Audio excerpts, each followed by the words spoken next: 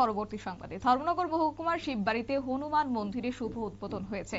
আর শুভ উদ্বোধন অনুষ্ঠানে উপস্থিত ছিলেন বিশ্ববন্ধু সেন অধ্যক্ষ এবং সেই সঙ্গে মন্দিরের শুভ উদ্বোধনকে কেন্দ্র করে ধর্মনগর মহকুমার শিববাড়ি রোডে অবস্থিত শিব মন্দির সংলগ্ন স্থানে হনুমান মন্দির নির্মিত হয়। সেই হনুমান মন্দির এবং হনুমান মূর্তির প্রাণ প্রতিষ্ঠা করা হয় আজ 17 ফেব্রুয়ারি এবং সোমবার।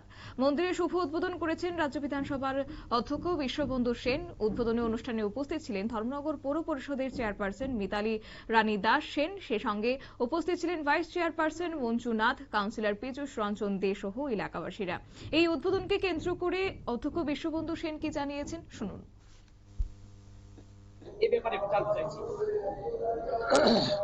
উদ্ঘাটনটা যে তার চেয়ে বড় কথা, একটা সৌভাগ্য আমার। ওরা এই এলাকার ভক্তপ্রাণ ভক্তমণ্ডলী আমাকে আমন্ত্রণ জানিয়েছেন যে হনুমান মন্দির উদ্বোধন করার জন্য।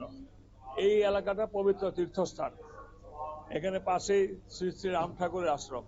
এখানে শিববাড়ি বলে এটা প্রতিষ্ঠিত জায়গা, শিববাড়ি। এখানে আজকে হনুমান মন্দিরের উদ্ঘাটন হলো, মূর্তির উদ্ঘাটন হলো।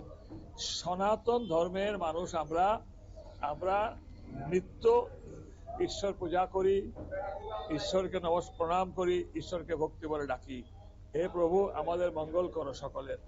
এখানে এই এলাকার যারা উদ্যোক্তা, আমাদের কাউন্সিলর, আমাদের বিজয় শাহ সহ এই এলাকার সকলে ভক্তপ্রাণ আজকে এখানে।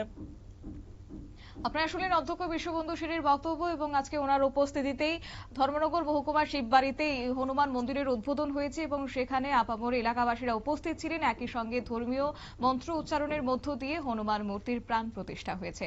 নিয়ে নিচ্ছি ছোট্ট একটি বিজ্ঞাপন বিরতির সঙ্গে থাকুন।